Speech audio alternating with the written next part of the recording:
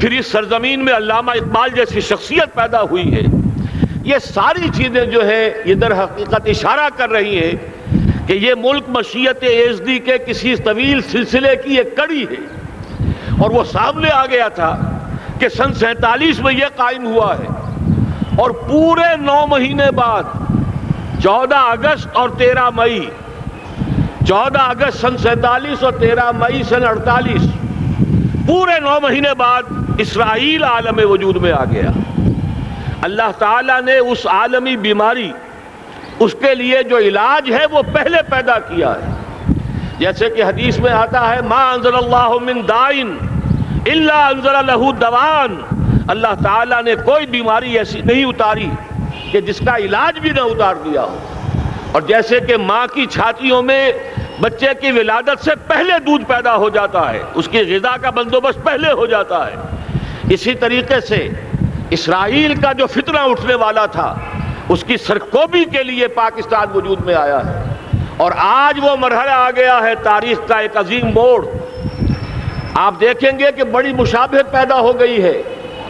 ایک طرف بظاہر امریکہ کی مرضی کے خلاف اسرائیلی وزیر اعظم نتن یاہو وہ بڑا ایک غرور کا اور بڑے تکبر کا مظاہرہ کر رہا ہے، اور وہ پورا پیس پروسیس جس پر نہ معلوم کتنا وقت صرف ہوا تھا، کتنی محنتیں ہوئی تھیں، کتنے راؤنڈز آف ٹاکس ہوئے تھے، کبھی واشنگٹن میں ہوئے ہیں، کبھی اوسلو طرز کا کوئی معاہدہ ہوا ہے، کبھی پھر اور اس کے بعد پیشی ہوئی تھی میڈرڈ کے اندر بھی، لیکن وہ سارا پیس پروسیس جو ہے اس کی دھجیاں کر رہا ہے.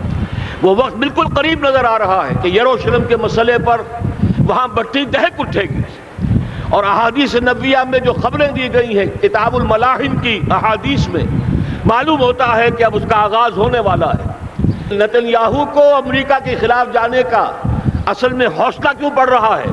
اس لیے کہ اسے معلوم ہے کہ فرنگ کی رگیں جہاں پنجہ یہود میں ہے، چاہے کلنٹن ہو یا کلنٹن کا باپ ہو، یہودی لابی وہاں کی اتنی مضبوط ہے، کانگریس میں اور سینٹ میں ان کا اتنا اثر ہے کہ کوئی بھی وہاں شخص بڑے سے بڑا طاقتور اور بڑے سے بڑا اختیارات کا حامل اسرائیل کی مرضی کے خلاف نہیں جا سکتا. یہی معاملہ یہاں نظر آ رہا ہے. بظاہر تو ناراضگی کا اظہار ہوا ہے، لیکن یہ بات اب تو کھلتی چلی جا رہی ہے. حقیقت یہ ہے کہ یہود اور ہنود کا بڑا گہرا لنک قائم ہو چکا ہے، اور یہ بھٹیاں اب دونوں طرف دہکیں گی. میں اس سے پہلے بارہا کہہ چکا ہوں، ملت اسلامیہ تقریباً 150 کروڑ افراد پر مشتمل ہے، لیکن اس میں سے تقریباً 20 کروڑ عرب ہیں. ان کو اللہ نے خصوصی فضیلت دی تھی. یہ تھے کہ جن کی زبان میں قرآن نازل ہوا، خود محمد عربی صلی اللہ علیہ وسلم عرب تھے، انہیں جو فضیلت عطا کی تھی. لیکن بدقسمتی سے اس دور میں آ کر بھی انہوں نے آزادی حاصل کرنے کے بعد بھی اپنا قبلہ درست نہیں کیا. کسی نے ماسکو کی طرف رخ کیا، کسی نے واشنگٹن کا رخ کیا، اللہ اور اس کے رسول کی طرف رخ نہیں ہوا. واقعہ یہ ہے کہ مجرم ہیں. دوسرے بڑے مجرم 150 کروڑ میں سے 10% یہ 15 کروڑ مسلمان ہیں. حالیہ جو سینسس ہمارا ہوا ہے اس کے بعد اندازہ ہو رہا ہے کہ یہاں کی آبادی 15 کروڑ ہو چکی ہے.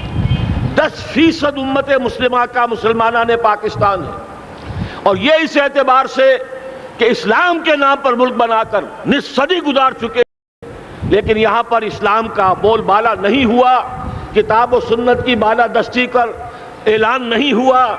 دستور میں ساری اسلامی دفعات موجود، لیکن اس کے ساتھ ہی ایسے خلا موجود، چور دروازے موجود کہ کوئی دفعہ بھی مؤثر نہیں ہے. یہ منافقت کا پلندہ لے کر ہم چل رہے ہیں اس دستور کو، اس دستور مملکت پاکستان کو. لہذا واقعہ یہ ہے کہ یہ بھٹی جو ہے اب ہماری آزمائش کے لیے آگ آد ابراہیم ہے، نمرود ہے. کیا کسی کو پھر کسی کا امتحان مقصود ہے؟ اسی لیے میں نے وہ آیت بھی آپ کو سنائی، وَلَنَّبْلُوَنَّكُمْ بِشَيْءٍ مِّنَ الْخَوْفِ وَالْجُوعِ. آج کی صورتحال پر غور کیجئے، کس درجے یہ الفاظ ہمارے جو ہیں وہ ثابت ہو رہے ہیں اور جس اپلائی ہو رہے ہیں. ایک خطرہ پیدا ہو چکا ہے. واقعہ یہ ہے کہ کوئی کرائسس ہو، کوئی خطرہ ہو، کوئی اندیشہ ہو تو قوم جاگ جایا کرتی ہے. اور اس کے بعد حقیقت یہ ہے اگر ہم نے جرأت کر لی، اور مجھے یقین ہے کہ ہو جائے گا، کچھ لیت و لال ہے، کچھ تاخیر ہے، حکومت کے کچھ اعلانات دو طرفہ سے بھی آ جاتے ہیں، لیکن مجھے یقین ہے یہ دھماکہ ہوگا، یہ مشیت اعزدی ہے، یہ شدنی امر ہے، یہ ہوگا۔ اور اس کے بعد یقیناً اس آیت مبارکہ کا دوسرا لفظ ہم پر منطبق ہوگا، وَلَنَبْلُوَنَّكُمْ بِشَيْءٍ مِّنَ الْخَوْفِ وَالْجُوعِ۔ یہاں دوسرا لفظ بھوک کا لفظ ہے، ہم پر سختیاں آئیں گی یقیناً۔ الکفر ملت واحدہ، پوری دنیا امریکہ کی زیر سرپرستی ہمارے خلاف کھڑی ہوگی، ہمارے اوپر پابندیاں لگیں گی، لیکن شاید ہمارے جذبہ ایمانی کو بیدار کرنے کے لیے اللہ تعالیٰ اسی کو ذریعہ بنا دے، اور پھر اس کے ذریعے سے پورے عالم اسلام میں عوامی سطح پر جو ہمدردی پیدا ہوگی پاکستان کے ساتھ، اس کے آثار شروع ہو گئے ہیں۔ کبھی قطر کی طرف سے خبر آ رہی ہے، کبھی الاحرام کا جو ہے وہاں بات سامنے آ رہی ہے۔ معلوم ہو رہا ہے کہ جو بھی پبلک اوپینین ہے پورے عالم اسلام میں، اس کی وجہ کیا ہے؟ میں نے اپنے پچھلے جمعے کے خطاب میں عرض کیا تھا کہ جیسے پاکستان سلطنت خداداد پاکستان ہے، ایسے ہی اس کی ایٹمی صلاحیت یہ بھی خداداد ہے، اللہ نے چھپر پھاڑ کر ہمیں دی ہے۔ ایسا نہیں تھا کہ ہم نے لیبارٹریاں بنائی ہوں، ہمارے سینکڑوں اور ہزاروں سائنسدان ریسرچ میں لگے ہوئے ہوں، نہیں، اچانک اللہ تعالیٰ کی طرف سے ہمیں ایک نعمت غیر مترقبہ عطا ہو گئی ڈاکٹر عبدالقدیر کی شکل میں۔ پھر نہ معلوم کس کس ذریعے سے اس پروگرام کو آگے بڑھانے کے لیے جن پرزوں کی ضرورت تھی، کس کس ذریعے سے وہ پرزے یہاں پہنچے ہیں۔ یہ بھی خالص خداداد صلاحیت ہے، اور اس کو سمجھ لینا چاہیے کہ یہ ہمارے لیے ایک فرض کفایہ کے درجے میں ہے پوری امت مسلمہ کی طرف سے۔ اس کی وجہ کیا ہے؟ پورے عالم اسلام میں کہیں اور یہ صلاحیت موجود نہیں۔ کچھ ایٹمی دانت نکلنے کا امکان پیدا ہوا تھا عراق میں، آپ کو معلوم ہے کئی سال پہلے اسرائیل کے جیٹس آئے اور اس کی ایٹمی تنصیبات کو تہس نہس کر کے چلے گئے۔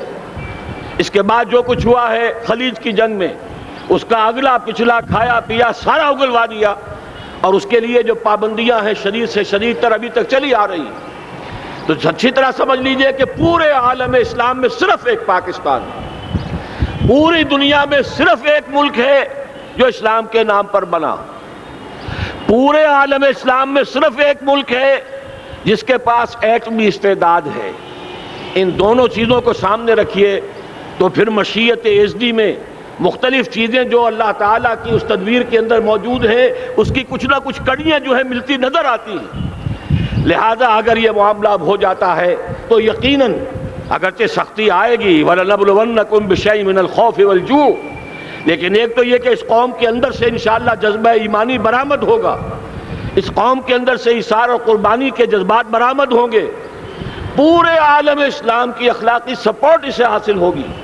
اور میں یہ سمجھتا ہوں کہ جیسے نوائے وقت نے بھی بہت اچھا کیا، کل یا پرسوں کے اپنے جو سر وقت پر وہ احادیث شائع کر دی ہیں، جن میں سے دوسری حدیث بڑی معنی خیز ہے۔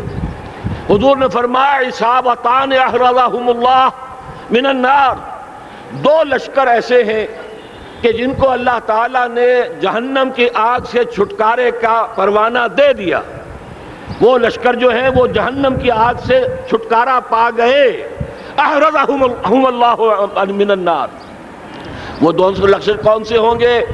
اصابت یغزو الہند، ایک وہ کہ جو ہندوستان پر حملہ آور ہوگا، اور دوسرا وہ جو حضرت مسیح علیہ السلام کے ساتھ جبکہ ان کا نزول ہوگا، اور اللہ تعالیٰ ایک مجدد، اس آخری دور کے مجدد کی حیثیت سے حضرت مہدی کو بھی ہمارے درمیان میں سے اٹھائے گا، اور پھر جو آخری فیصلہ کن جنگ ہوگی الملحمۃ العظمیٰ، اس کے لیے یہاں سے فوجیں جائیں گی ان کی مدد کے لیے۔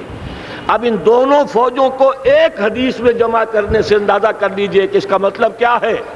یہ علاقہ پاکستان اور اس سے ملحق افغانستان، یہ علاقہ ہے کہ جو اسلام کا گہوارہ پہلے بنے گا، یہاں سے فوجیں جائیں گی، اور دائیں بھی اور بائیں بھی، مشرق میں بھی اور مغرب میں بھی، اور یہیں سے انشاءاللہ تعالی اسلام کا جو عالمی غلبے کا جو وعدہ ہے اللہ کا، کی خبر دی ہے محمد الرسول اللہ صلی اللہ علیہ وسلم نے۔ لا يبقى على الارض بیت وبر ولا مدر الا ادخلہ اللہ کلمۃ الاسلام، اس روئے ارضی پر کوئی گھر بچے گا نہ خیمہ بچے گا جس میں اللہ تعالیٰ کلمہ اسلام کو داخل نہ کر دے۔ وہ حدیث کے جس کے بارے میں فرمایا گیا، حضور نے ارشاد فرمایا، حضرت ثوبان سے روایت ہے کہ اللہ تعالیٰ نے میرے لیے ساری زمین کو سمیٹ دیا۔ ان اللہ زوالی الارض فرأیت مشارقہا و مغاربہا، میں نے اس زمین کے سارے مشرق دیکھ لیے، سارے مغرب دیکھ لیے، لیکن یہ جان لو ان امتی سیبلغ ملکہا ما ذوی لی منہا، میری امت کی حکومت ان تمام علاقوں پر قائم ہو کر رہے گی جو پوری زمین کو لپیٹ کر مجھے دکھا دیے گئے۔ یہ وعدہ پورا ہونا ہے، اور اس وعدے کا نقطہ آغاز یہی سرزمین، اور جیسا کہ ہمیں افغانستان میں آثار نظر آ رہے ہیں، ایک خالص دینی مذہبی حکومت قائم ہو چکی ہے۔ افغانستان کا 80% علاقہ امن کا گہوارہ بن چکا ہے، علماء کی وہاں قیادت ہے اور حکومت ہے۔ یہ پاکستان اور افغانستان مل کر، جیسا کہ آپ کو یاد ہوگا میں نے جب تجویز پیش کی تھی کہ حکومت پاکستان فوراً تسلیم کرے طالبان کو، اللہ کا شکر ہے، میں یہ نہیں کہتا کہ میرے کہنے کی وجہ سے ہوا، لیکن بہرحال اللہ کا فضل ہوا کہ چند دن کے بعد ہی حکومت پاکستان نے تسلیم کر لیا طالبان کی حکومت کو۔ میری دوسری تجویز ابھی پینڈنگ ہے، پاکستان اور افغانستان کا کے درمیان کانفیڈریشن قائم کیا جائے۔ یہ ملک دونوں مل کر واقعتاً، کہ ایک نے واقعتاً 15 لاکھ سے زیادہ جانیں دے کر مرنا سیکھ لیا ہے، اور جو قوم مرنا سیکھ لے اسے کوئی مار نہیں سکتا، اسے کوئی شکست نہیں دے سکتا، اور ایک وہ قوم ہے پاکستان میں کہ جو 400 سال کی تجدیدی مسائی کے اثرات کی امین ہے، یہ اس کا تراث علمی ہے، چاہے وہ تحریک حضرت مجدد الفسانی کی تھی، چاہے وہ علمی تحریک شاہ ولی اللہ کی تھی، چاہے وہ تحریک جہاد سید احمد بریلوی کا تھا، چاہے اور جو بھی رجال عظیم پیدا ہوئے ہیں 14ویں صدی ہجری میں، ان سب کے اثرات یہاں موجود ہیں۔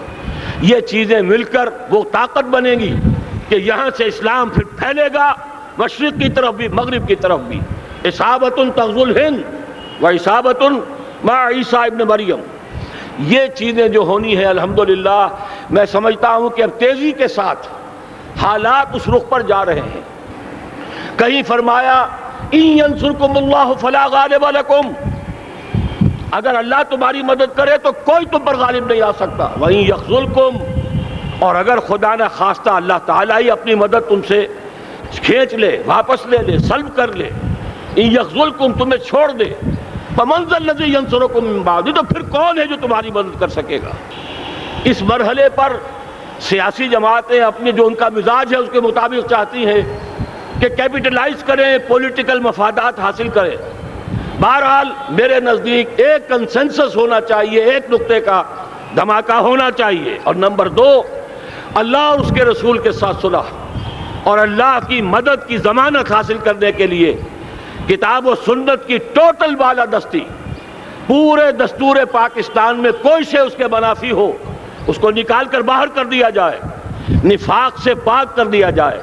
جیسے دعا ہے اللہم ربنا طہر قلوبنا من النفاق، اسی طرح دعا مانگیے کہ اللہ ہمارے ملک کے دستور کو نفاق سے پاک کر دے، اور وہ ساری ترامیم جن کا کہ ہم نے ایک مہم بھی چلائی تھی، وہ ترامیم جس کا تقریباً وعدہ کیا تھا نواز شریف صاحب نے، جس کے لیے 2 مرتبہ ایک محفل میں کہا تھا راجہ ظفر الحق صاحب سے کہ راجہ صاحب پھر تیاری کیجئے اور دستور کی ترمیم کا بل تیار کیجئے، لیکن یہ کہ معلوم ہوتا ہے کوئی بڑا ہاتھ ایسا تھا جس نے روک دیا ہے۔ یہی ہاتھ ہے جو آج ہمیں ایٹمی دھماکہ کرنے سے روک رہا ہے۔ ہمیں چاہیے کہ یہ دونوں دھماکے بیک وقت کریں، اور ان دونوں دھماکوں کے بعد پھر چاہے دنیا کی کوئی طاقت ہماری دشمن بن جائے، ہمارے لیے اللہ تعالیٰ کی مدد و نصرت ہوگی۔ وَلَنَبْلُوَنَّكُمْ بِشَيْءٍ مِّنَ الْخَوْفِ وَالْجُوعِ وَنَقْصٍ مِّنَ الْأَمْوَالِ وَالْأَنفُسِ وَالثَّمَرَاتِ وَبَشِّرِ الصَّابِرِينَ الَّذِينَ إِذَا أَصَابَتْهُم مُّصِيبَةٌ قَالُوا إِنَّا لِلَّهِ وَإِنَّا إِلَيْهِ رَاجِعُونَ۔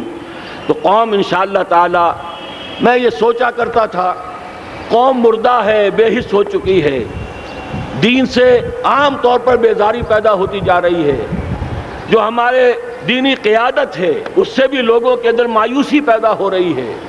کیسے ہوگا؟ میں نے بارہا کہا جب میں یہ شواہد دیکھتا ہوں جو حدیث میں ہے، جس کی خبریں دی گئی ہیں، 400 سال کی تاریخ دیکھتا ہوں، تو مجھے پاکستان کا مستقبل بہت شاندار نظر آتا ہے۔ یہ تو مشیت ایزدی میں کسی بہت اہم رول کو پلے کرنے کے لیے قائم ہوا ہے۔ جب میں زمینی حالات کو دیکھتا ہوں تو مایوسی ہوتی ہے، لیکن میں یہ سمجھتا ہوں کہ وہ وقت آ گیا ہے کہ جس میں یہ قوم جھنجھوڑی جائے۔ ایک دفعہ کا یہ جھنجھوڑا جانا انشاءاللہ تعالی ہمارے بہت سے دل اندر دور کر دے گا۔ آخر چینی کیا تھے؟ ایک 10 صدی پہلے کے چینی افریقی قوم آج کہاں سے کہاں پہنچ گئی ہے۔ ہمارے اندر بھی چاہے یہ کہ اوپر راکھ ہے، اندر چنگاریاں ہیں، ان چنگاریوں کے بھڑکنے کا وقت آ گیا ہے، اور انشاءاللہ العزیز اسی ایٹمی دھماکے سے اس پورے عمل کا جو ہے آغاز ہو جائے گا، جس سے یہ سرزمین پاکستان اسلام کا گہوارہ بنے، اور پھر یہاں سے پوری دنیا میں اسلام کے غلبے کی جد و جہد کا آغاز کیا جائے۔ بس میں اسی پر اکتفا کر رہا ہوں۔ اللہ تعالیٰ سے دعا کرتا ہوں کہ وہ ہمارے حکمرانوں کو، اگر تو کوئی تاخیر ہو رہی ہے انتظامی امور کی وجہ سے، کوئی بات نہیں، بہرحال معاملہ ایک اچانک ہو گیا ہے، لیکن مجھے توقع ہے کہ انشاءاللہ وہ دھماکہ ہوگا اور جلد ہوگا۔ اگر کوئی تذبذب ہے تو ہم اللہ تعالیٰ سے دعا کریں گے وہ نواز شریف صاحب کے دل کو پھیر دے اور اس کے اندر استقامت پیدا کر دے، اور دوسرے یہاں کی سیاسی جماعتوں کو بھی یہ توفیق دے کہ کوئی اور سیاسی مسئلہ اس وقت نہ اٹھائیں، اور جو بھی یہاں پہ مذہبی اور دینی عناصر ہیں انہیں اللہ توفیق دے کہ وہ اس دھماکے کا مطالبہ کرنے کے ساتھ ساتھ، بلکہ میں یہ سمجھتا ہوں کہ اس سے بھی زیادہ زوردار انداز میں دستور پاکستان سے منافقت کے خاتمے اور کتاب و سنت کو سپریم لا قرار دینے کی ترمیم جو ہے اس کا دھماکہ بھی کیا جائے۔ اللہ تعالیٰ ہمیں اس کی توفیق عطا فرمائے۔ اقول قولی ھذا واستغفر اللہ لی ولکم ولسائر المسلمین والمسلمات۔